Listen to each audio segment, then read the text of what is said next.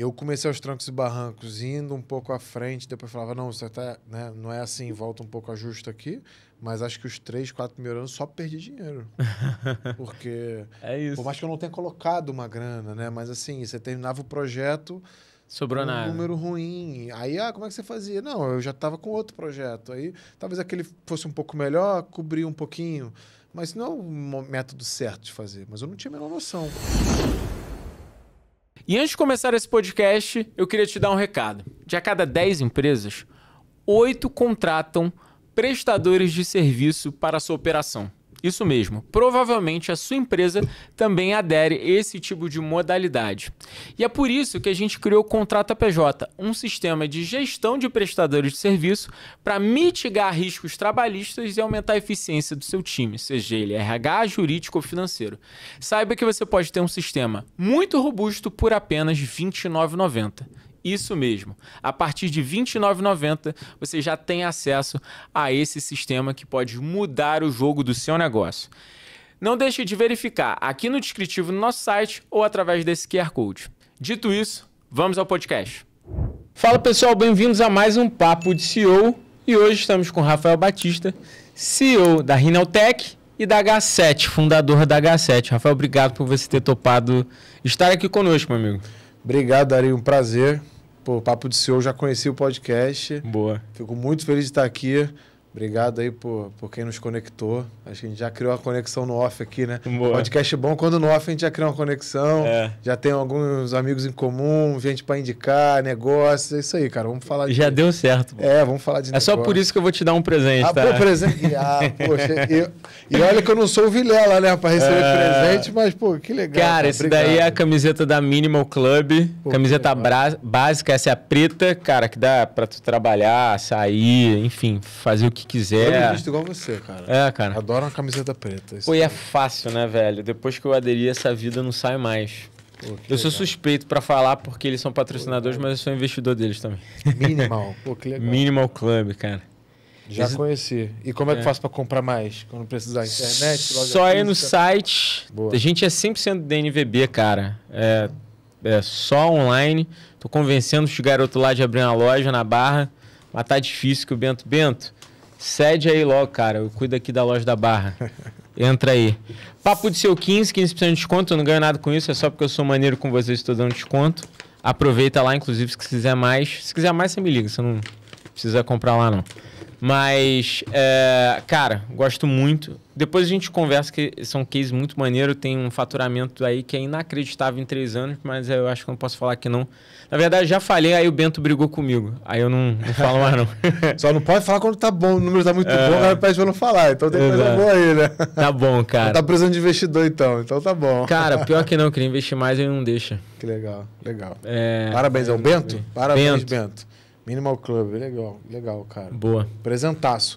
E blusa preta, cara, não tem erro, né? A gente tá pronto pra qualquer evento. Tem erro. Tirou onda, obrigado. Mas, Rafael, vamos lá. Vamos a nós. Vamos começar entendendo sobre o Rafael e seus negócios, cara. Hoje, Rafael, nascido aqui, né, no Rio. Carioca da Gema. Graças a Deus. Da Ilha do Governador. Pô, é Gema, né? Não é Government Island. Governador Island. É isso aí. Um beijo pra galera da Ilha do Governador, que é um selo de empreendedorismo, cara, lá. Eu gosto muito da Ilha do Governador e tem muito empreendedor. Alguns já foram também, a gente vai falar um pouco do podcast que eu tenho também, né? Que você tá mais do convidado também. O Bento também, que acabei de conhecer o Bento. Bento quiser ir lá também tá convidado, mas lá tem muito empreendedor da ilha que já foi lá, galera que já, criou grandes negócios. Eu acho que a ilha é um grande selo de empreendedorismo também. Cara, um condomínio fechado ali, todo mundo se conhece. Mas dá pra fazer dinheiro. Todo mundo conhece. Todo mundo conhece. Você deve conhecer alguém da ilha e já foi na ilha. Vários, pô. Tem um monte. O que eu mais acho legal do podcast, eu já tomei umas alfinetadas por falar isso, mas eu vou falar. É porque eu tô tentando levantar a bola do Rio, sabe? Porque a gente tá falando em off, né? Putz, cara, os empreendedores cariocas estão se escondendo, sabe? Estão debaixo da árvore, estão atrás da árvore, estão debaixo do tapete. E eu tô querendo botar essa galera pra jogo, porque o Rio de Janeiro é rico pra caramba. Nada contra meus amigos paulistas. Semana que vem não. Mas na outra semana eu tô em São Paulo e tem a bateria de gravações. Eu tenho mais paulistas do que cariocas, mas eu tenho que tentar levantar essa bola. Por isso que eu gosto de trazer gente aqui do Rio. Faz bem, cara. Eu também, a gente tava falando em off, como você falou, eu tô em São Paulo amanhã e passa a semana. Cara, tô ficando tanto em São Paulo que eu vou passar o carnaval. O carioca vai passar o carnaval em São Paulo. Mas eu já tô, então já era. Tô numa fase de... Tem filho?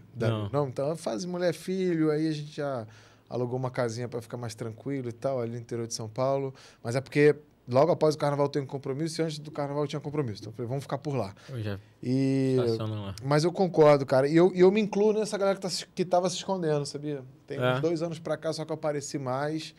Eu acho que a gente já foi, capital federal, a gente ainda é, né, o segundo estado aí mais que mais movimenta, né, e o mais rico, perde só para São Paulo, mas também o território de São Paulo não tem comparação, comparado a estado. Claro. Eu acho que a geografia também deles muito, ajuda muito, porque aqui tem muito morro, né, assim, para você escoar, né, logística e tudo mais, isso conta. Lá é muito plano.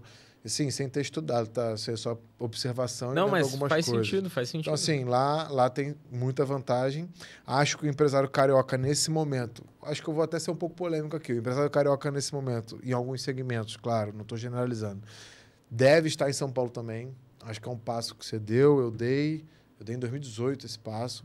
Isso ajudou muito. Mas, assim, a gente não pode esquecer o Rio. Quer dar o passo, precisa dar para estar em São Paulo, vai aumentar faturamento, beleza e tal. É outro negócio, é outra cultura. O meu negócio do Rio, que eu tenho uma unidade em São Paulo, funciona diferente.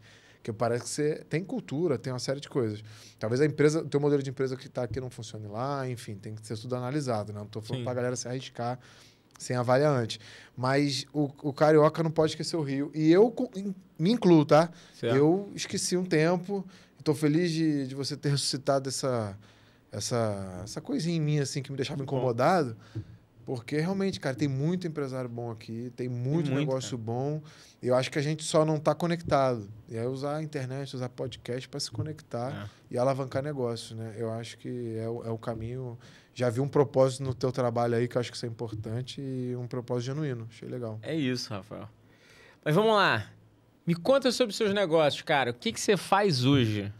Cara, hoje, na verdade, as pessoas até perguntam, você faz o quê? Você faz alguma coisa? Porque são alguns negócios, tudo na área de tecnologia. E em alguns negócios eu ainda sou o CEO, principalmente no primeiro negócio, mas outros negócios não. Aí já estou numa posição mais de investidor, porque não dá para você ser CEO de tudo, né? Rodar muito chapéu, você deixa cair. Não dá. Então, o meu primeiro negócio eu sou CEO ainda, mas os outros negócios a gente entra como investidor, ou às vezes já escolhe alguém para ser o CEO e você está ali numa parte comercial, que eu faço muito bem também, etc. Que é a Ineltec, né? A Ineltec é o principal negócio porque eu fundei em 2011 e então ela tem aí 14 anos de história. Essa que eu expandi para São Paulo em 2018, né? Expandimos, né? Porque o time é maravilhoso, na verdade. Acho que foi um passo que eu só dei porque me encorajaram. A galera no Rio segurou a ponta legal. Não gosto muito de falar eu fui, porque assim, é muito time mesmo. Acho que todas as empresas deveriam dar esse valor aí pro time. Ela não tá bem à toa. Qualquer empresa que tá bem é time, não é uma pessoa só, né? Ainda mais nessa loucura, quando a gente acabar que o podcast puxar, tem 50 mensagens, 350 e-mails. Então, assim, é impossível um ser humano dar conta disso. Então, é time hoje que faz as empresas acontecerem. Mas aí a Ineltec, ela é uma empresa de engenharia elétrica e eletromecânica, então muita indústria, aquilo que a gente estava conversando, atenda muito grande consumidor de energia, então é indústria, shopping, hospital, data center tem sido uma nova indústria, né? Tem crescido muito esse mercado de data center. Sim. A galera que está ouvindo a gente também aí, fica atenta a esse mercado, né? Porque, ativo digital, inteligência artificial, tudo isso consome... que o nosso episódio vai consumir bastante, né? Vai ficar numa nuvem aí, num lugar eterno, né? Então é bom o pessoal entender que não é exatamente uma nuvem. É um data center que está segurando toda essa informação.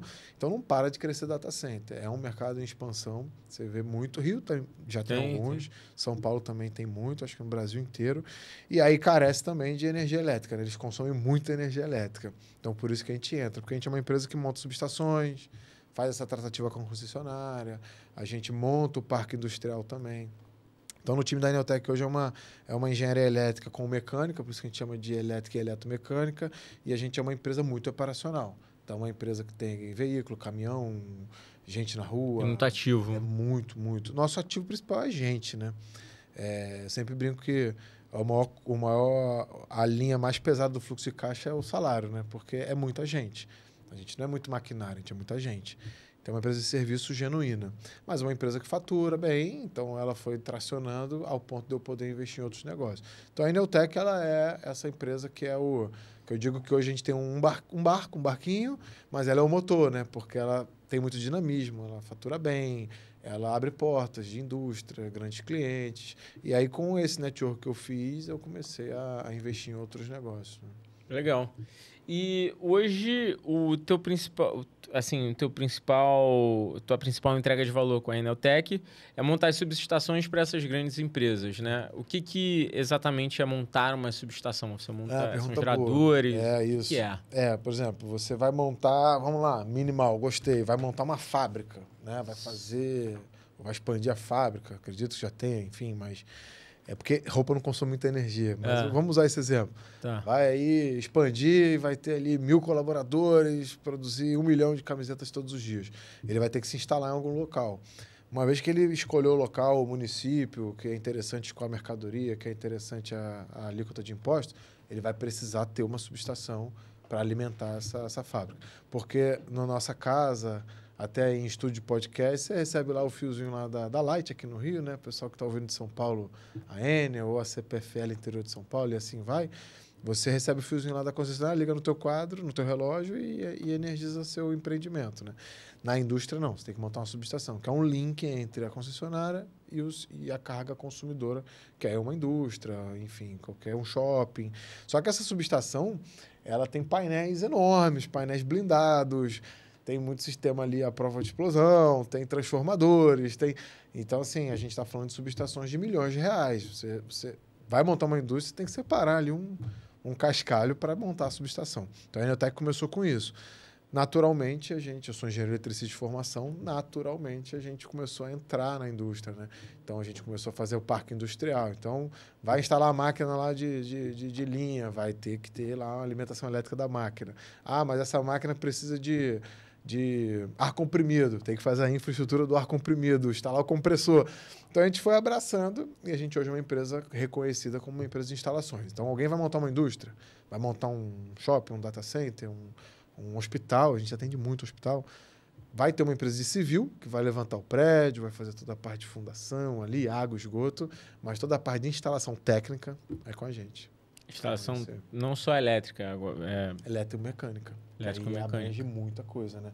De tubulação de água quente, água gelada, tubulação de ar comprimido, enfim, gases também, né? Quando eu falo de subestação, pelo menos hoje eu já vejo como é que funciona mais, mas vou fazer uma analogia para a galera que escuta a gente. Quando a gente fala de subestação, a gente pensa num hospital e uma casinha do lado, né? Gerando energia. E que não é exatamente assim, né? Não tá tão errado, não. Geralmente, se você olhar de longe assim, num hospital, ainda mais na zona sul do Rio, ou ali no centro de São Paulo, você não vai ver, não. Às vezes subterrâneo, eles escondem um pouco, naturalmente, né? Mas numa indústria, um distrito industrial, que é uma área pensada para ter muita indústria, que inclusive a gente precisa fomentar isso aqui mais no Rio, né? Muito. A gente montou distritos incríveis, o distrito de Queimado é recente, o Comperge também, né? Que dizem que agora está voltando, não foi tão para frente, mas ainda tem muito potencial. Mas num distrito industrial, você vai ver a indústria, talvez você veja uma casinha ali, que pelo menos a subestação de entrada é uma casinha. Mas, no geral, é um casão, né? É muito equipamento, muito painel elétrico, mas é quase isso. Você vê lá os fiozinhos da concessionária chegando, dali para dentro você não vê mais nada. Geralmente tem uma caveira na porta, já para assustar a galera, então dali para frente você não vê mais nada. Mas é tipo uma casinha assim. E como é que você consegue... E tem um gerador, sem querer te interromper, né? Ah, sim. Você falou ali gerando energia, né? Na verdade, ele não gera. Ele pega e consome, né? Então, ele pega já a energia pronta que vem lá de Itaipu, das transmissões, da concessionária, e consome. Paralelo a isso, muita indústria, acho que maioria, shopping, hospitais, tem geradores. Muitos a diesel, tem muita tecnologia de geração a gás também. Hoje em dia, alguma coisa de painel solar, mas que dificilmente abrange toda a carga, mas uma parte dela. E aí você tem aí você gera energia também. Tem que capturar isso tudo e jogar para a central, né? Então assim, ao mesmo tempo que você recebe da concessionária, você também pode gerar alguma coisa, seja numa emergência num gerador, faltou luz, liga o gerador. Hoje já tem tecnologia também que você consegue ter um relé bidirecional, uma medição bidirecional, e aí você consegue ter essa geração ali paralela. Load balance ali. Pelo menos abater um pouco do que se consome, ou até mesmo vender o excedente, caso você gere bastante, pode ser também. E aí entra um grande ponto que eu ia comentar com você. Vou até dividir em duas perguntas. A primeira pergunta é, como é que você está vendo o mercado de energia, que é algo super, hiper, mega falado agora, principalmente com as novas fontes de energia, carro elétrico, condomínios, empresas principalmente se preocupando cada vez mais com o consumo correto de energia e usar a energia de forma eficiente. Como você está vendo esse mercado hoje? Cara, para mim, inclusive a Hold que você comentou na apresentação, né, a H7, ela tem outras empresas que a gente vai falar aqui ao longo do podcast, mas eu sempre, assim, uma premissa que eu tinha, eu ouvi de um amigo meu falou isso, o Glaucio, um abraço, Glaucio. Glaucio Ataíde do Instituto Gourmet, fundador do Instituto Gourmet, amigão meu. E ele falou assim, cara, geralmente onde o governo não está ou não atua bem, tem muita oportunidade. Sim. Então você fala de energia, por mais que defendendo aí um pouco Furnas, e defendendo muito até, a gente tem uma transmissão altíssimo nível, né, pelo território nacional nosso, mas a gente não tem uma distribuição tão boa, né? As concessionárias aí, não vou entrar no mérito do motivo, mas não estão indo bem, enfim, o serviço não é tão bom e tal. Mas a energia é um dos nichos que eu acredito muito. Segurança, educação e saúde. Então, esses 4 eu escolhi para estar presente de alguma maneira, sempre usando tecnologia, né? Nunca pensei em abrir um hospital, nunca pensei em ter uma empresa de segurança, mas usar o que eu conheço de engenharia para estar dentro desse nicho. Então, a H7 é isso, uma hold de tecnologia e que já está presente nesses 4 segmentos, né? O de energia é o principal para mim. Primeiro que eu sou formado em engenharia elétrica, então a energia tem tudo a ver comigo. Eu acredito demais, eu acho que é só o começo. Placa solar é só o começo. Não é tão sustentável assim, né? Eu sou um pouco crítico nisso. Por quê? Porque a gente pensa pouco também na reciclagem disso tudo, né? Daqui a um tempo, por exemplo, a placa solar é 20, 25 anos. Já está quase isso, né? A gente ainda não pensou, ainda não tem a tecnologia clara de reciclagem desse material, né? Vai ter muita placa solar que vai começar a ser descartada daqui a pouco. Então, assim, é limpa? Sim, claro, é uma energia limpa. Dificilmente você vai causar algum problema ao sol. Sim. É muito melhor que a eólica, por exemplo, que causa problemas no vento, a gente pode falar um pouquinho disso. Questão de migração de pássaro, temperatura do local e etc. Porque a energia não se cria, né? A energia ela só se transforma, não se perde nem se cria. Então, você está batendo na palha e está tirando o vento está virando energia elétrica. Então, em algum momento, algum impacto ali ele vai ter. Mas é óbvio que é muito melhor do que muita energia que a gente tem, principalmente combustível fóssil. Então, assim, acho que isso é só o começo. Eu acho que vai ter muita placa solar, vai botar muito. Eu sou fã, é uma bela tecnologia, mas acho que vai vir coisa muito melhor ainda, entendeu? Então, onde é que você vê a energia, eu vejo cada um com o seu equipamento em casa, muito provavelmente de fusão nuclear, eu acredito muito nessa. É mesmo? Bill Gates já tá presente aí já, né? Não é à toa. Eu acho que... Gosto muito de ouvir lá os podcasts do Sacani, gosto muito de ler sobre isso. Eu acho que tende a isso, mas tudo é um começo. A placa solar veio para ser disruptivo, a eólica... Posso estar esquecendo. Tem várias outras, eu vou ficar aqui listando um monte. Então, legal. A transição não é fácil, não é desligar as termoelétricas, não é assim a transição. Mas a gente está nesse processo, claro. Mas eu acho que é só o começo para vir coisa assim, ao ponto da gente não ter que se preocupar, a gente ter cada um sua geração de energia ali. A fusão nuclear eu acredito muito, inclusive. Eu acho que cada um vai ter seu geradorzinho ali, que vai ser tipo um reatorzinho ali. Sim. E cada um vai ter sua energia. Claro que para grande escala, para indústrias, para data centers e tal, o buraco é mais embaixo, a transição é mais lenta, não é sair desligando tudo que a gente construiu aí de hidrelétrica, termoelétrica, não é assim. Mas tende também daqui a pouco a gente... O mercado de bateria, né? Eu sou muito fã também. Acho que está crescendo demais. Acho que ainda não está pronto. Está longe de estar pronto ainda. Mas está num caminho muito legal. Aonde os gigantões estão, cara, o pessoal quer empreender. Avalia onde os gigantões estão. O Elon Musk, o Bill Gates e tal, que são aí os principais, né? Pelo menos os gigantes, as empresas gigantes, aí Google, etc. Vê onde eles estão, tenta pesquisar um pouco. Eles estão nessa parte, né? Elon Musk muito na bateria, o Bill Gates está nessa parte de energia também, né? Fora outras coisas sociais. Então, acredito muito. É muito disruptivo, mas é só o começo. Aonde vai parar, em quanto tempo leva, eu não sei. Não sou cientista da área. Mas e carro elétrico, o que você pensa, assim? Não tenho carro elétrico, né? Mas quero trocar um carro meu a gasolina comum, flex, por um híbrido. Acho que o híbrido é uma tecnologia legal, acho que já ajuda um pouco a natureza. Mas eu tenho um pouco medo ainda do carro elétrico, porque isso é meu, tá? Tenho um pouco de medo por causa do novo mesmo, né? Eu não sei como vai ser a performance de bateria daqui a alguns anos, qual vai ser o custo dela. Não estou dizendo que quem comprou fez negócio errado, longe disso. Pode dar muito certo também. Mas eu queria ver um pouco desse tempo de vida útil da bateria rodando para depois investir. Mas é fato que, provavelmente, daqui a uns 4, 5 anos, eu terei um carro elétrico, assim como se você já não tem, você também vai ter. Eu não tenho, mas eu não tenho única e exclusivamente pela autonomia. Né? Vi lá os carros 200, 250 km. Eu acho que é pouco. Se você for querer fazer uma viagem, eu não confio. Dependendo da viagem, você não vai ter o abastecimento ali.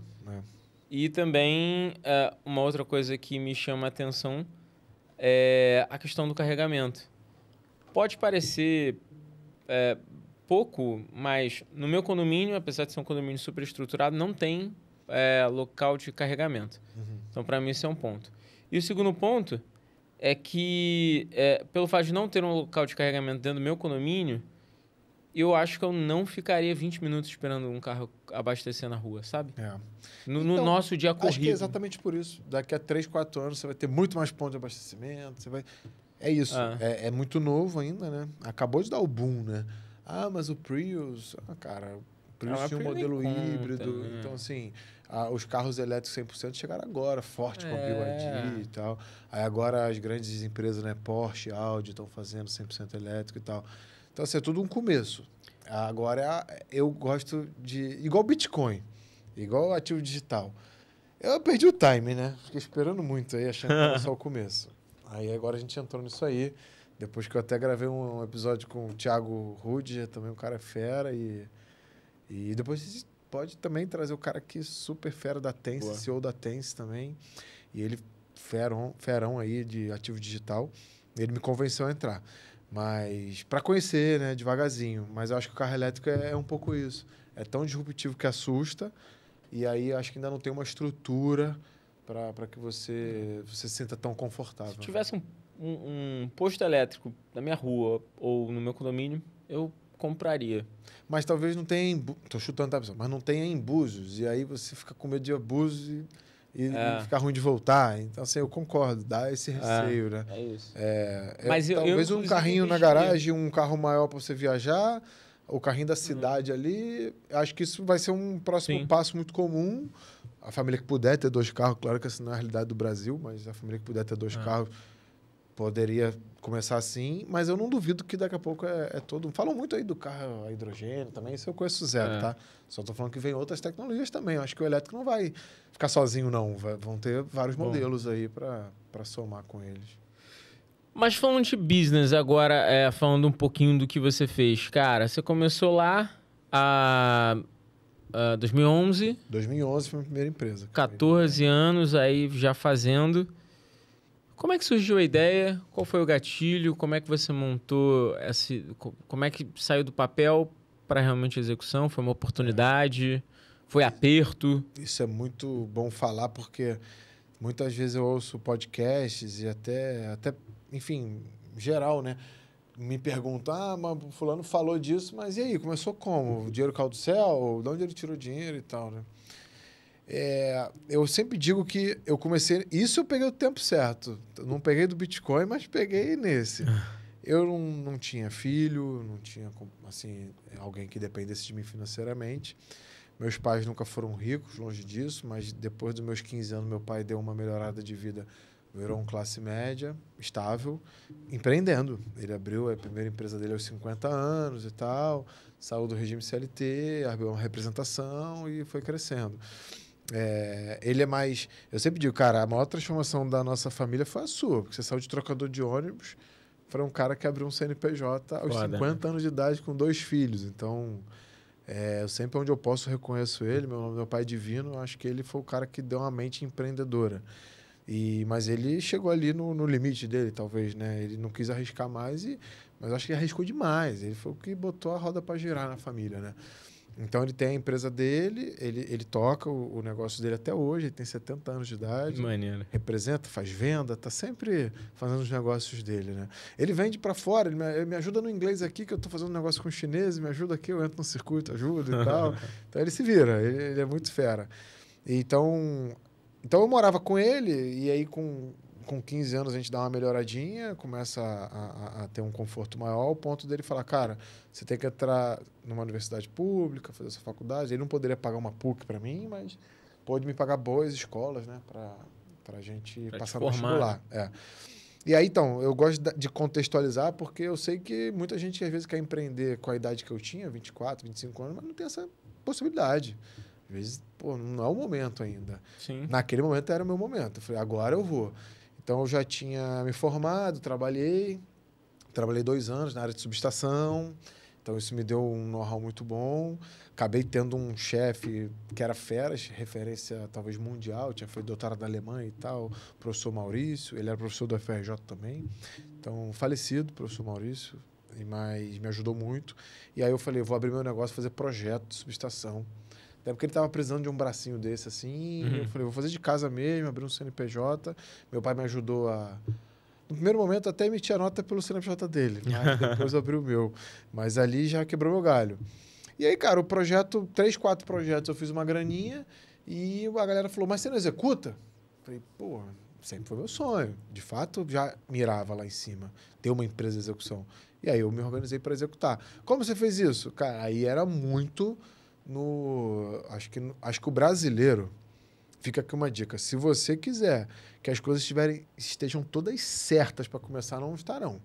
Então, assim, como é que você começou? Cara, eu chamei parente, eu por sorte tinha um tio que tinha feito um curso de elétrica. É isso, montei um timinho ali no gogó mesmo e montei a primeira, né, num cliente pequeno e tal. E aí depois você começa e fala, pô, aqui tá errado, vou ajustar isso. Pô, tem que contratar esses caras aqui, não dá mais para ser freela, né? Tem que ser direto, tá tendo volume. Então vamos fazer como é que funciona, como é que assina a carteira, como é que é o regime CLT. Fui aprendendo tudo na marra. E aí a empresa foi crescendo. Então, assim, caixa investido, nenhum. Talvez computador já tinha que eu fazer faculdade, um notebook. Eu não lembro de ter investido uma grana. Eu acho que meu primeiro projeto, o cliente pagou um sinal e é o suficiente para eu montar e começar, né? Enfim, eu não tive que aportar nenhuma grana. E aí a empresa começou assim. E aí depois procura um lugar para fazer a sede, primeiro carro da empresa compra financiado, e assim vai. Foi o meu aos trancos e barrancos, né? Se arrepende? Zero, porque se não fosse assim não cresceria. Mas também se eu tivesse tido tempo e até mais sabedoria para montar, eu também não tinha pago tantos juros assim, financiando veículo e tal, e sem estar, né? Não tinha a menor ideia de tributário, nada disso. Então, assim, isso te custa caro também. Se você tem a possibilidade de avaliar, ou às vezes entrar com um sócio, né, que já está no mercado, hoje em dia, com a internet, você consegue acessar muita gente. Você está aí ávido por negócio. Você pega um molecão aí, ou uma menina, né, super com ideia boa e sangue e gás para queimar, às vezes é muito melhor se associar a pessoas como você, até como a mim, que vai dar esse suporte. Hoje, talvez eu fizesse isso. Naquela época eu não sabia nem que isso existia, né? Isso era 2011, 12, não existia a internet ainda. Era muito mais mato, né? Você achar um cara brabo de empreendedorismo era só na televisão, você tinha lá o Silvio Santos, o Abílio Diniz. É isso. Você não conhecia caras meio inalcançáveis. Inalcançáveis. Mas a Neotec nasceu assim. Aí em 2018 ela foi para São Paulo, depois de ter crescido. Sabe que isso me dá um estalo muito do que eu falo em consultoria, em palestra? Que é o seguinte, Quando você vai empreender e você quer empreender, mas você não tem background nenhum, a melhor forma de você começar a empreender é não empreendendo, mas trabalhando para alguém que você admira e que vai te ensinar bastante, sabe? Intraempreendedor, né? É um intraempreendedor. É um intraempreendedor. A melhor coisa é você intraempreender junto com o cara. É chegar pro teu chefe, pra pessoa que tá do seu lado, que você admira, porque você tem que estar com uma pessoa que você admira, seja pelo conhecimento relacional, pelo conhecimento técnico, seja por alguma categoria de aptidão que ele tenha, e cola nesse cara e suga ele. E sua camisa também, mas suga ele. Porque você vai aprender em 2, 3 anos o que talvez demoraria 30 para você pegar. Sem dúvida. Depois disso, você vai começar a empreender. Esse, para mim, é uma das grandes fórmulas de sucesso e que eu vi que grandes empresários fizeram isso e deram muito resultado. Não que você não tenha a possibilidade de empreender do zero, sem saber nada. Não é isso. A gente tem um monte de casos assim. Mas a grande verdade é que você economiza tempo. É pura e simplesmente isso.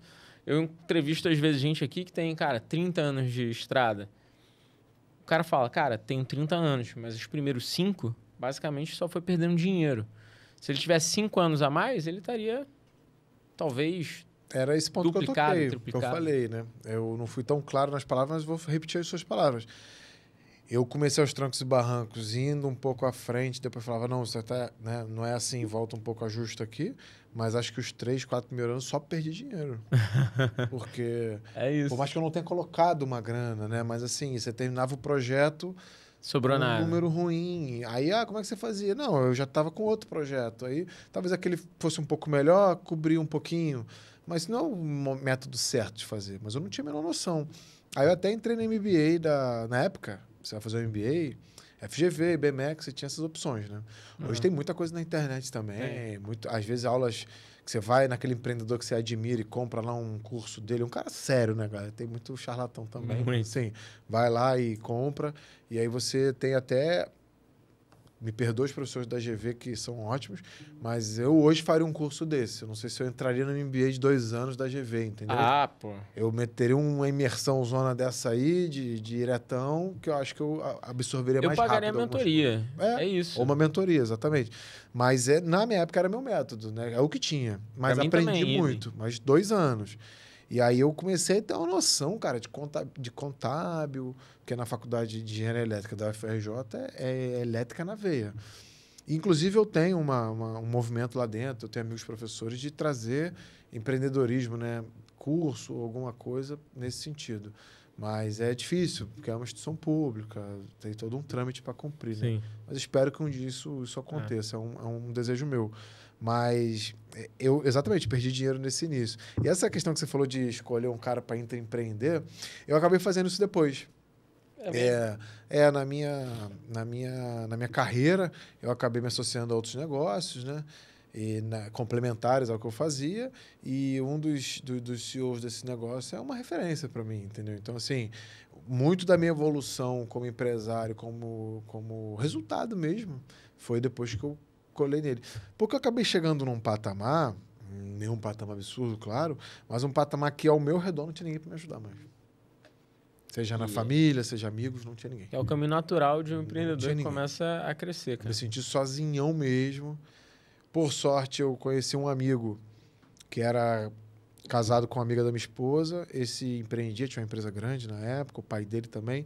Eu tive alguns momentos ali de vamos fazer uma viagem junto, ou às vezes no aniversário dele, ter acesso ao pai dele, seu Pedro, que me dava umas dicas. Mas era um cara já com faturamento aí de centenas de milhão, então uma realidade totalmente diferente da minha, mas que ainda me ajudou com alguma coisa, que também veio de baixo. Mas esse me ajudou naquela época, mas o que me deu a guinada mesmo foi me associar a outros negócios e conhecer mentores.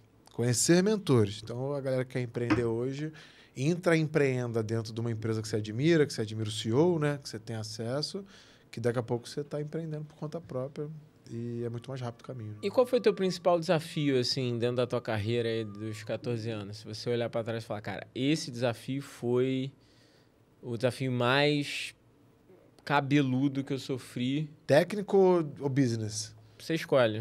Porque assim, se eu falar técnico, acho que o público, poucos seriam engenheiro eletricista, né? Teve desafio cabeludo, de subestação pegando fogo, você ter que ir lá e botar para funcionar. Um desafio cabeludo que me deixou com uma visibilidade até para nacional foi ter reformado a subestação da Casa de Saúde de São José, a antiga maternidade em Botafogo. Isso foi em 2017. Sim. A subestação precisava de uma reforma, só que eles não podiam desligar.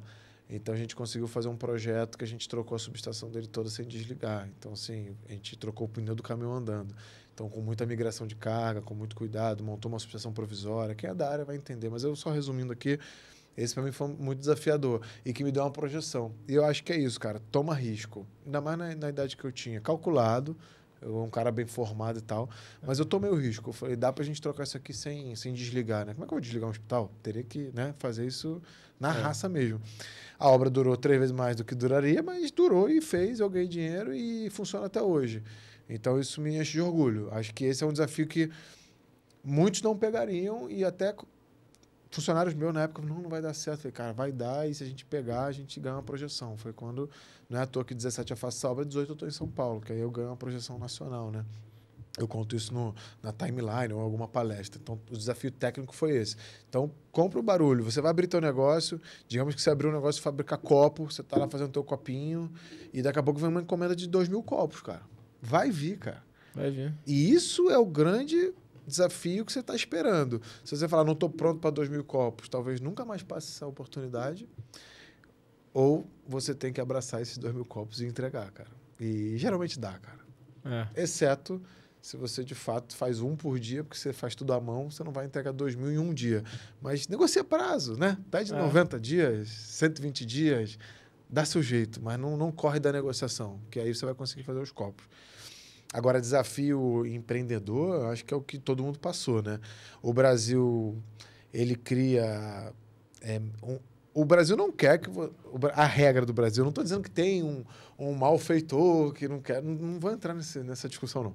Mas as regras do Brasil, que agora, quem sabe, com a reforma tributária, que eu não estou muito a par ainda, mas pode melhorar, não é feito para você empreender e dar certo, cara. Geralmente é para dar errado. Mas então como é que você deu certo? Porque, de fato, você tem que ir mudando as regras do jogo ao longo do jogo. Sim. Então, você abriu sua empresa num modelo e segue aquele modelo por anos e não adapta, vai quebrar. Então, acho que esse foi o meu maior desafio. É você falar assim, não dá mais para estar no simples. Estou dando exemplo, né? Vou para o presumido, daqui a pouco faz sentido o lucro real, daqui a pouco faz sentido isso. Não é minha segunda empresa ser uma filial, é ser uma nova unidade. Então, esse, para mim, no final das contas, os maiores desafios da minha empresa eram jurídicos e contábeis. Sim. Quando eu olhava, por exemplo, estava uma moda aí há um tempo atrás, são 14 anos empreendendo, trabalhista. Tomei uma atrás da outra, que foi uma atrás da outra. Tinha erros em algumas coisas, tinha erros administrativos, mas eu pagava tudo, mas eram erros que na justiça tem que provar, né? O ônus da prova é seu, né? Do empresário. Sim. Você tem raiva? Eu disse, não tem raiva não, faz parte do jogo. Eu não tinha controle administrativo. Talvez se eu não tivesse passado por isso, eu não tinha implementado processos para controlar o vale refeição, o vale transporte, né? Todo esse tipo de coisa. Então, isso foi um baque jurídico, se parar para pensar, né? Jurídico processual ali. Então, os desafios na fábrica de copo não vai ser o copo. O copo é a parte até mais fácil, né? Com certeza. É a parte do ICMS em cima do copo, é sobre a conta de luz da fábrica, é sobre você estourou o limite de faturamento, mudou teu imposto, e aí aumentou X%, e aí acabou com tua margem.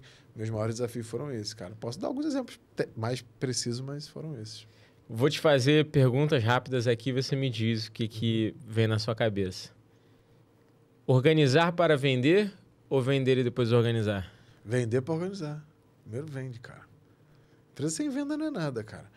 Eu acho que no Brasil, o teu segundo negócio, terceiro negócio, quarto negócio, você pode até pensar em organizar para vender. Mas a maioria que está ouvindo aqui ou está querendo montar, ou tem o seu próprio negócio e está crescendo, né, e tal. Por mais que eu ouça muito podcast, eu percebo que o podcast é do cara que está querendo empreender ou o cara que está começando a empreender. Né? Ele quer informação. Sim. Então, vende para organizar, cara. Eu dei um exemplo aqui. Não nega o pedido dos 2.000 copos. E organiza para entregar. Aí começa a ir atrás, né? Claro que tem limite, né? Claro. Assim, eu faturo 10 mil por mês, peguei um pedido de 20 milhões. Não, gente, não é isso. Mas se você puder aumentar teu pedido em X vezes, de uma forma que vai te fazer... Se eu virar à noite e tiver que contratar 2 pessoas, eu entrego, faça. Vai ser relação, vai ser um risco, mas faça. Não estou falando de você querer vender igual uma multinacional da noite pro dia, não é isso.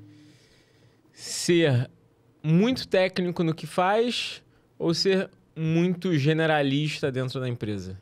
Cara, isso eu vou usar frases do meu pai, seu Divino Batista, um cara que pouca formação formal, mas lia muito. Ele sempre falou para mim. E o Papo de CEO agora tem como patrocinador oficial a Transfero, uma empresa de infraestrutura em blockchain e criptoativos. Um dos principais produtos da Transfero é a solução de pagamentos que conecta toda a infraestrutura bancária, blockchain e criptoativos em um único sistema, te dando mais segurança e diminuindo seus custos. Se você quiser conhecer mais sobre a Transfero, não deixe de acessar www.transfero.com.br. Seja muito bom em uma coisa e bom em todo o resto. Então, assim, bom para regular, né? Não precisa ser nota 10. Mas, assim, faz uma faculdade de engenharia elétrica, fez uma faculdade de medicina, se especializa. Mas eu tenho muito a minha irmã, por exemplo. Ela fez mestrado, doutorado, seguiu a carreira acadêmica. Ficou muito boa no que ela estudou. Mas ela só foi ganhar mais reconhecimento, até mesmo remuneração, quando ela partiu para o empreendedorismo e percebeu que ela precisava ser boa em várias outras coisas, né? Sim. Então, acho que é isso. Se eu tiver que escolher, no mundo de hoje, mais generalista. Mas se você puder casar de ter ali uma formação técnica, hoje está muito nessa moda, né? Não vou fazer faculdade, porque o fulano largou.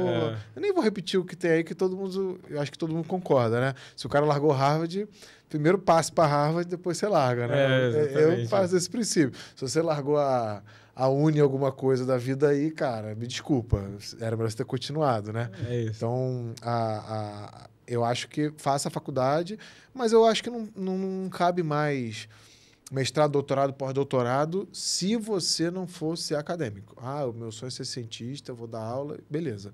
Mas antigamente a gente achava que era isso, né?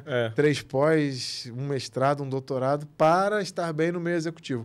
E aí percebeu que o meio executivo não é isso. O meio executivo é soft skill pra caramba, mais do que hard skill, né? Sem dúvida. Crescer com caixa próprio ou crescer tomando crédito? A primeira, tomando crédito. As outras você pode fazer com caixa própria. Fazer com caixa própria é mais fácil. Você tem mais controle.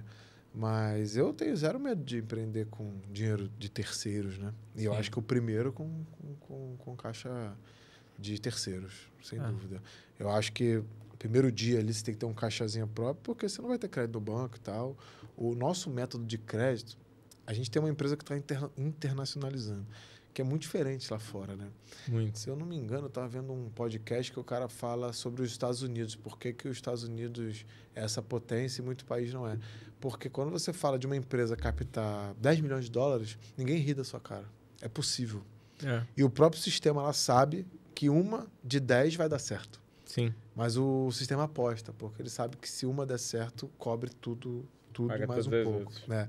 Aqui não, cara. Aqui você conseguir ter o primeiro crédito com uma taxa absurda, ele vai te consumir. Então, assim, pega crédito, claro, mas assim, no primeiro dia você não vai ter esse crédito. Mas aí o que você faz? Parente, né? Colega, ou um dinheiro que você juntou, vendeu o teu carro e tal, você começa o teu negócio. Mas assim, passou daqueles primeiros meses de empresa que tem que ter uma conta no banco, já ganhou ali um cartão de crédito do gerente. Mete bronca, vai pra cima, pega crédito. Se tua margem cobre os juros, cara, e o Brasil permite essas margens grandes, né? Sim. Tem muito negócio hoje se você tá pagando um juro de 2,5% ao mês, que é o que eles estão trabalhando aí, que é muito alto, inclusive. Muito alto. Mas que é o que tem. Se você for numa agência do Bradesco na esquina, aí você vai pegar. Se não mais até, né?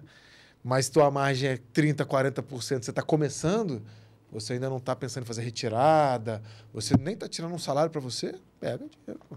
Pega dinheiro que, minha opinião, é mais vantajoso. Daqui a pouco você consegue pagar. Crescer um negócio para ser sucedido ou crescer um negócio para ser vendido? Cara, isso aí eu vou ficar em cima do muro. Porque Isso me pega... Se for múltipla escolha, vamos fazer o seguinte. Se essa pergunta fosse múltipla escolha, eu ia falar vendido. Porque tem que marcar alguma coisa. Crescer para ser vendido. Mas se ela pudesse ser discursiva, como é um podcast, eu gosto de dar uma versão para os dois, assim. Eu acho que... Mesma coisa. Tem negócio que eu acho que eu não preciso... Vender um negócio é muito legal. Você vai realizar ali, você vai botar uma grana e você vai poder pegar equity em outros negócios, enfim. E eu faço isso e é super válido. Mas tem negócio que eu enxergo que é mais para posteridade. Eu gosto disso. Eu fico pensando assim... Eu fico com muito medo de alguns negócios meus de serem vendidos e eu sei que muita gente no meu negócio só sabe fazer aquilo. E eu fico, cara, será que eles vão continuar aqui? Eu tenho um pouco de emoção no negócio em alguns momentos, sabe? Então, assim, talvez se for para ser vendido com a garantia que a galera vai continuar a operação ali pelo menos um tempo e tal. Eu boto um pouco de emoção. A gente estava... falando até que, por exemplo, a Cíntia Pamplona, que era minha par no podcast do Papo de Compadres, que ela tem uma loja... Ela tem que vir aqui e você tem que fazer essa pergunta para ela, porque...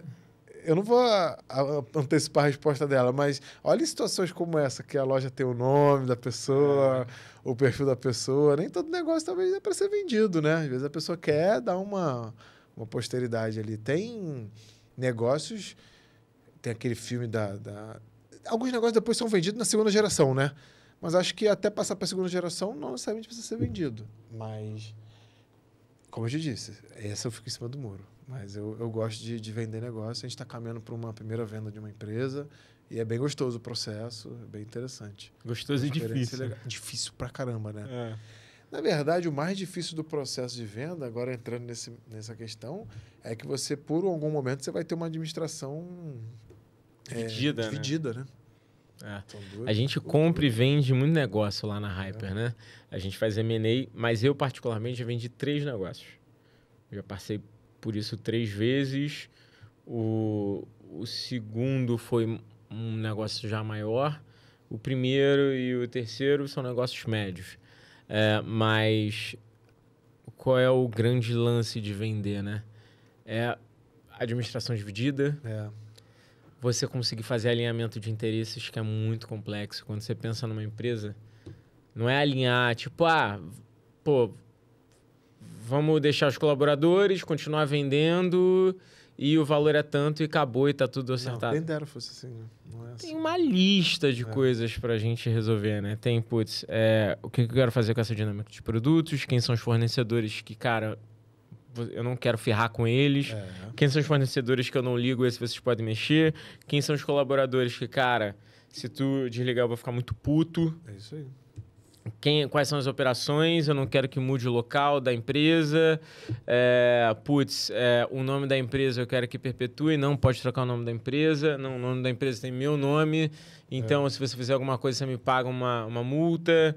É muita coisa, né? Muita coisa. Tem um impostozinho que você esqueceu de pagar, então na hora que eu for te pagar vai ficar em hold, vai ficar em contingência esse valor até esse imposto, mas esse imposto aqui, eu acho que eu não tenho que pagar mesmo. Não, mas eu acho que você tem que pagar.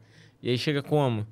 Então, assim, tem muita complexidade, mas vou te falar o que eu aprendi nesse processo. Realmente tem negócios que não são vendidos, cara. Pô, que bom, cara, que você também entende isso. Eu acho. Porque tá muito aí na moda de podcast, cria pra vender e tal. Cara, não tem negócio que não é pra ser vendido. Eu acho. Quer ver um negócio interessante que eu recusei? Nem tudo é dinheiro, cara. E você só aprende que nem tudo é dinheiro quando você ganha dinheiro. Não que eu ganho muito dinheiro, nossa, não sou Flávio Augusto, nada disso, não. O pessoal às vezes manda um corte do Flávio Augusto. Eu falo, cara, isso não é a nossa realidade. Pô, o cara é outro nível. É outro patamar, Teve um corte... Ele é bilionário em dólar. Exato, cara. Ele é bilionário em dólar. Exato, cara. Eu recebo vários cortes dele. Tem até um que é de criação de filhos, né? Eu sou pai. Que não adianta você criar ali realidade, fingir realidades para educar teu filho... Não educar, desculpa. Educar, todo mundo educa, do rico ao pobre e tal, mas para você, assim, você é rico, você finge ser pobre para poder dar lições pro filho. Ele acha que isso não funciona. É claro, ele é bilionário em dólar. Isso que eu falei, cara. Ele é bilionário. Então, assim, para as gerações futuras, provavelmente é só não fazer besteira, que esse dinheiro tá muito muito bem, né, guardado e vai se multiplicar sozinho. Mas geralmente os mortais aí, que vai deixar uma graninha pro filho ou uma empresa, se ele não aguentar a dureza, ele vai quebrar a empresa, cara. Ele tem que aprender a multiplicar. E eu não vejo outro método de você criar pessoas fortes que não seja na dureza, né? Sim. Na dureza ali, né? Dizer não, pô, eu quero isso aqui, não, papai não tem dinheiro e tal. Acho que é super válido, cara. Eu sou a favor, sendo polêmico até, eu sou a favor que se você pode ir 2 vezes por ano pra Disney, vá uma. Ou vá uma a cada 2 anos. Mas aí, será que papai e mamãe quer se sacrificar por isso? Ou vai achar que os amigos vão pensar que tá duro, porque os colegas da escola estão indo e tal.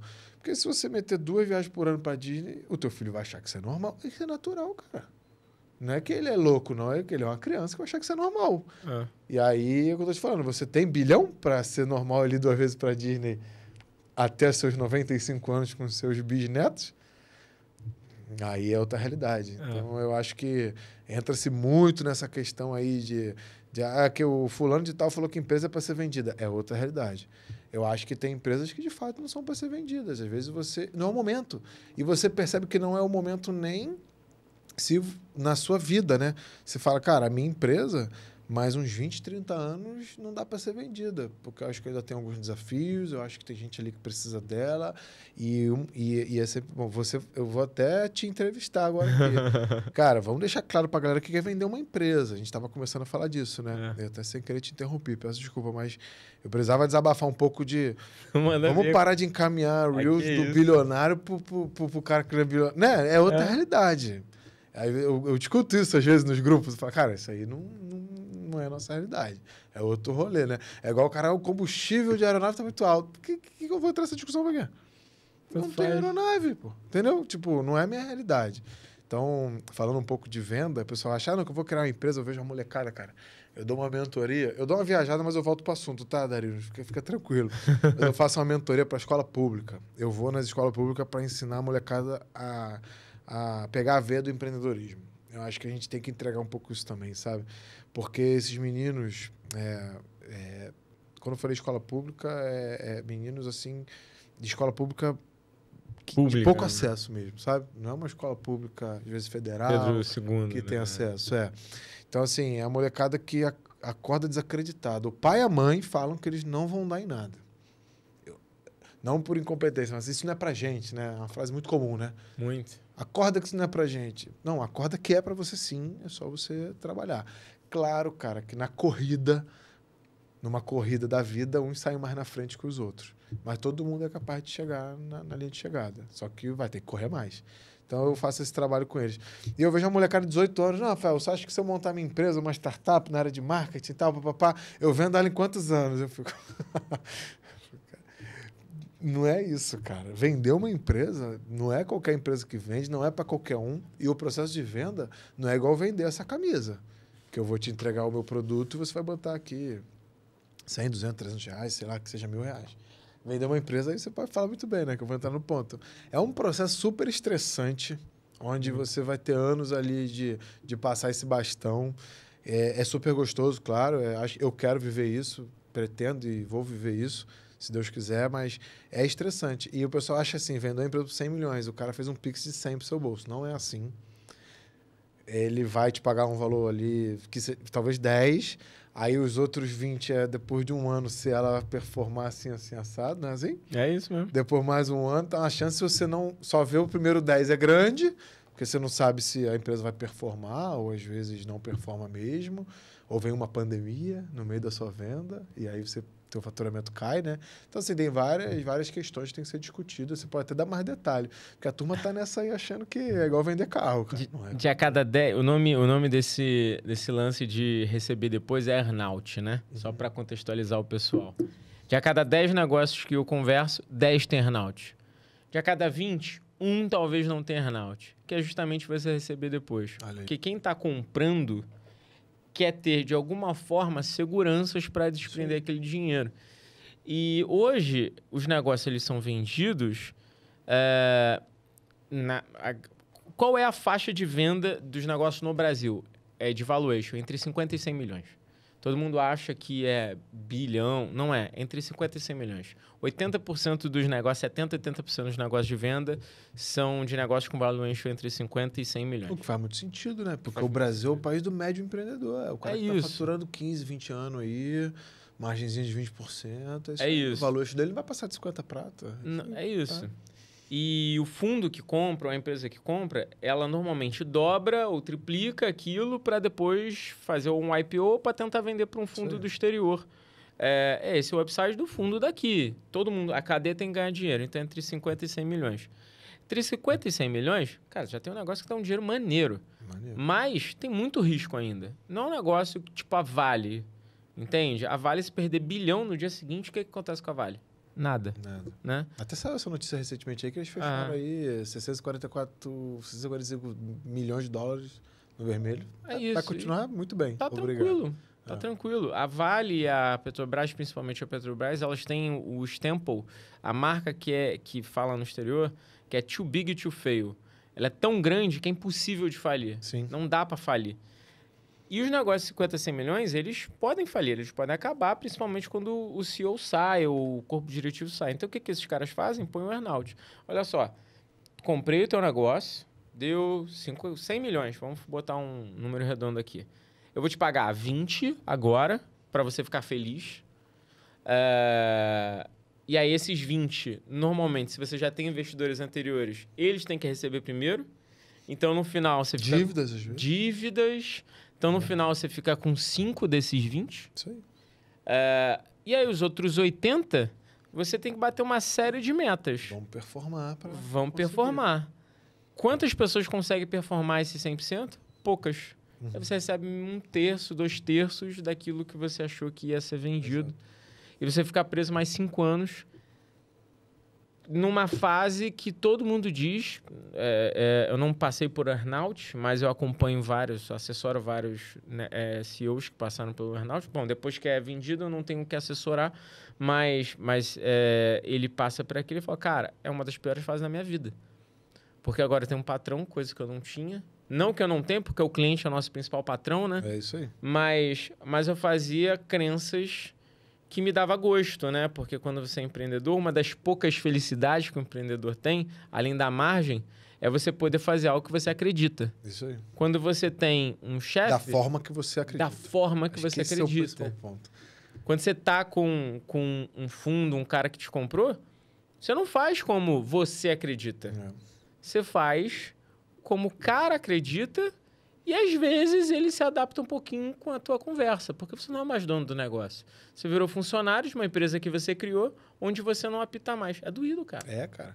E aí muita gente fala assim, doído, mas com 1 milhão no bolso, cara. É como ele falou, se você ficou com 5 milhões e sua empresa vale 100, você está falando de 5%. Então, assim, se for 100, se você vale 10 milhões, você ficou com 500 mil. Que às vezes não mudou a sua vida, aquela grana. Não muda.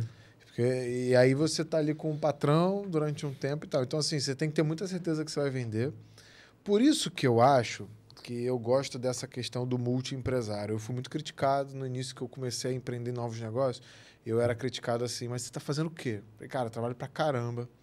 Falando um pouco do Rafael, um cara muito disciplinado com horário, um cara que tem uma agenda muito organizadinha. Gosto de acordar muito cedo. Gosto de dormir muito cedo também. Esse negócio de... Eu durmo enquanto você trabalha, então eu tenho pavor dessas coisas. Porque se eu dormir meia-noite e acordar às 5 da manhã, eu tô bagaço. Se eu acordar às 5 é porque eu durmo às 9, cara. 9h30. Mas gosto da minha vida ali muito regradinha. Acho que não tem equilíbrio, pessoal. Esse negócio de equilibrar a vida não existe. Acho que ninguém equilibra 5, 10 pratos. Você consegue equilibrar 3 ou 4. Eu escolhi os meus 3 ou 4. Boa. Que é minha saúde, minha família... meu trabalho e minha espiritualidade. Então, assim, todo dia eu tenho que fazer um pouco. Gosto de sentar para ler, fazer uma oração, isso me abastece. Estar com minha família, ou seja, tentar chegar em casa às 7 para pegar o moleque acordado, ou almoçar com ele em algum dia, ou buscá-lo na escola. Final de semana inteiramente dedicado à família. Então, assim, saúde, família, o meu trabalho, que toma a maior parte do tempo. Isso aqui que a gente está fazendo é trabalho, é network, é divulgação da marca e tal. E a espiritualidade. Aí você fala, mas está muito bem equilibrado. Não, eu tenho um grande problema com amigos. Que tem de amigo aí que fica chateado que eu não vou no aniversário, meu amigo. Não tá no gibi. Então, assim, agora eu gostaria de ter tempo, gostaria, mas eu sei que se eu sair numa quarta-noite para comer uma pizza com um amigão meu, eu vou falhar na quinta-feira, entendeu? Sim. Eu não vou estar performando bem ali. Então, eu só puxei esse parênteses também, porque assim, quando você fala, eu quero ter mais de um negócio, é super possível hoje em dia. Meu pai foi o primeiro crítico do mais de um negócio. Porque ele falava, olha, o dono guarda o boi. E que isso é normal, a galera das antigas, né? Sim. O dono estava ali tirando o pedido, estava ali na fábrica e tal. Hoje, com a tecnologia, você consegue ter mais de um negócio. Sim. E principalmente com gente boa, né? Bons sócios, bom time, você consegue ter mais de um negócio. E aí eu acho que é isso, cara. Quando você tem mais de um negócio, você vender um negócio... É o que eu te falo, eu dou uma voltinha, mas eu volto ao cerne do assunto. Você vender o negócio é muito... Deve ser gratificante. Porque em algum momento você vai estar em processo de não venda do outro. Então lá você está determinando as regras, entendeu? Sim. Tipo assim, você está vendendo a empresa B, mas você sabe que você tem a A para fazer do jeitinho que você gosta. Eu acho que isso me confortaria. Sim. Porque se eu só tenho a B e estou vendendo ela, eu entraria nessa noia aí. Porque tu começa... É como se você tivesse o time na mão ali e alguém senta no banco de reservas com você. Eu sou botafoguense. É como se no auge ali do... Porque se tu vai vender a tua empresa, geralmente ela tá indo bem, né? Ninguém compra galinha morta. A não ser alguns cases aí que o cara vê uma coisa lá na frente e tal, mas o negócio é bom. Tem cases que você vende no prejuízo, mas... Tipo, a Elon Musk comprou a Tesla, mas é um cara que enxerga 20 anos à frente, ele enxergou. Mas tirando a regra, né, o negócio é bom. Aí imagina, igual o fogão lá, Libertadores brasileiro... Como é o nome do técnico? Leus Castro? Não, o cara que foi... Arthur Jorge tá lá bombando... Aí, do nada, bota outro técnico ali no banco de reserva com ele e agora você tem que trabalhar em conjunto com ele. Vai dar atrito, cara. Não tem jeito. Porque você está acreditando no teu negócio, o negócio está dando certo e aí entra alguém para opinar. Então, assim, é gostoso? Deve ser. Se você cumprir a meta, você botar aí um dinheiro no bolso, é muito gostoso. Mas vamos deixar a galera situada que... Primeiro, não é fácil vender uma empresa. Segundo, que não é um processo tão gostoso assim, né? Cara, Rafael, o papo tá muito bom. Muito. Eu tô falando quanto tempo aqui, ó? 1 hora, mais de 1 hora. Mais de 1 hora. 1 hora aí, ó. Tá muito legal. Eu sempre chamo o entrevistado aqui e faço também uma pergunta final. Se a gente fosse falar para um engenheiro que quer montar um negócio, cara que nem você estudou engenharia, olhou pro lado e viu, cara, eu faço muito bem isso e quero montar um negócio. Que dica você daria para esse cara? Cara, eu vou copiar você, porque acho que você falou muito bem e é como eu penso. Eu acho que no momento do Brasil tá difícil empreender, o juro tá alto pra caramba. Tá muito alto. Também não gosto dessa... Hoje eu tô uma metralhadora, né? Mas assim, é que eu gosto de dar uma situada, porque, se eu não me engano, foi o Pablo Marçal que falou isso. E eu gosto muito de algumas coisas que ele fala, tá? Super legal. Eu acho que ele falou que a comunicação ou a troca de informação e tal seria em pequenos cortes de poucos segundos. E tá assim, cara. As pessoas estão vendo um reel de 30 segundos e acham que aquilo é uma verdade. Sim. Então não estão avaliando o contexto, né? Então, assim, eu gosto sempre de criticar um pouco isso pra galera ver como um todo. Tem muito conteúdo bom nos reels. Eu até encaminho alguns para alguns sócios, alguns amigos e tal. Mas calma, né? Às vezes a pessoa que tá falando ali não tem a tua realidade, né? Tipo aquele cara, viva de aluguel porque o dinheiro no banco rende mais do que se você comprar uma casa. Cara, geralmente ele já tem uma casa. Geralmente ele tá com outro plano, tá investindo numa empresa, tá multiplicando aquela grana. Tem muito disso, né? Então, assim, avalie o seu cenário. Se você não quer, de fato, comprar, às vezes você se sente mais seguro tendo uma casa, às vezes você se sente mais seguro no aluguel.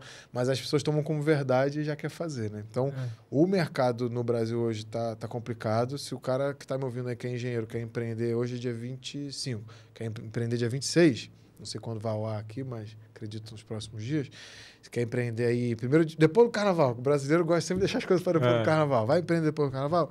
Eu seguiria o que você falou, procuraria uma empresa que você tenha fit, trabalharia para essa empresa com o olhar de empreendedor, porque a gente que tem empresa, o que a gente mais quer é quem que entre com o olhar de empreendedor.